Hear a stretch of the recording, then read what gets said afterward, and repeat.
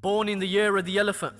Even as a child he was special, it was evident. Birth of the Prophet mentioned in the Old Testament, Deuteronomy 18:18, that's your reference. Perfectly proportioned, the most handsome, most elegant. Impeccable character, the most humble and intelligent. Compassionate, considerate in speech, he's most eloquent even before he was a prophet. He was a man of great eminence. He's ranked number 1 in Michael Hart's book, Most Influential. Please refer to the books of Hadith if you need to check his credentials. His message is, worshipping Allah alone is essential, and the Quran and his teachings make up all our fundamentals. On the Day of Judgment, we rely on Allah's mercy and His intercession. His words, pearls of wisdom, teaching us valuable lessons. Liberator, women's rights, he was against all oppression. The English language can't do justice, forgive me for my indiscretions. His face is more radiant than the full moon, and his sweat smelt better than the most expensive perfume. The light that shone bright like the sun shines at noon, need to follow his example if you want to be al-muttaqun. He came to an illiterate nation out of time of desperation. He was a real revolutionary who ruled by revelation. Seal of the Prophet's tuition, peace and salutations, testifies the messenger of Allah before our daily congregations. When the Arabs worshipped fire and idols, he took them out of Jahiliyyah. Those were the real dark ages until people started to see clear. He faced so many hardships but still he'd persevere, and his da'wah is the reason why you see me standing here. Even his enemies knew him as a Sadiq al-Amin. They tried to assassinate his character when he spread the message of Tawheed. He invited everybody to Sirat al-Mustaqim, but most rejected his message and they didn't take heed. Every step he'd take was for Allah and His deen. Allah split the moon for the Quraysh, yet they still didn't believe. In fact, they tortured the believers. What a horrid sight it must have been. But imagine the status in Jannah of the earliest shaheed. They called him a liar, a soothsayer, a madman and a magician. They couldn't swallow their pride and let go of their traditions. Offered him power, wealth and women to stop spreading the religion, but he said, even if you offer me the sun and the moon, I won't accept your proposition. They threw animal intestines on the Prophet. While he was in prostration, he even stepped on the blessed neck of the best of all creation. But instead of retaliation, he turned to his Lord in supplication. Inna Allah ma'as sabirin, verily Allah is with the patient. He was boycotted, insulted, treated like an outcast, but through the pain and the struggle he still remained steadfast. He's a mercy to mankind, even says in the Quran.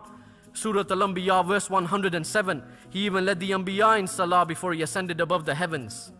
When he went to preach in Taif, yet they pelted him with stones. He had blood-soaked shoes and he was bruised down to the bone. Jibreel alayhi salam descended, said, give me the command.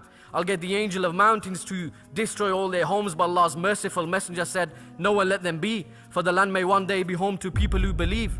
I remember these stories in times of difficulty and remind myself that the Prophet had it much more difficult than me. Even through the slander and the rumor spread by the people of Quraysh, the Ansar came to know about the Prophet's message and his demeanor.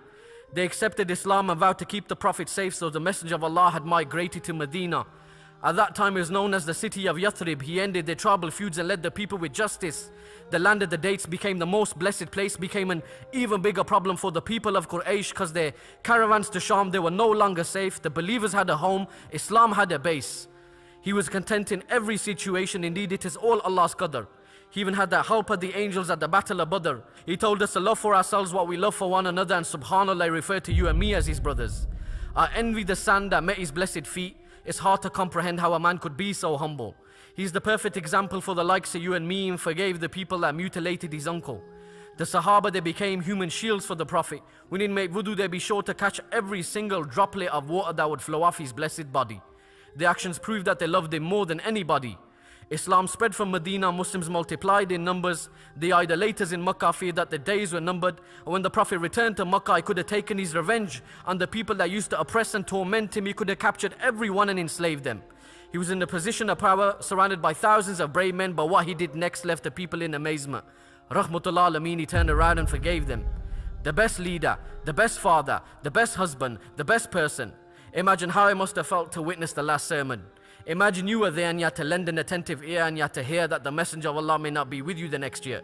Indeed, the greatest calamities when he departed this dunya. We show our love for the beloved by following his sunnah. Inshallah, on the day of judgment, we get to drink from his blessed hand.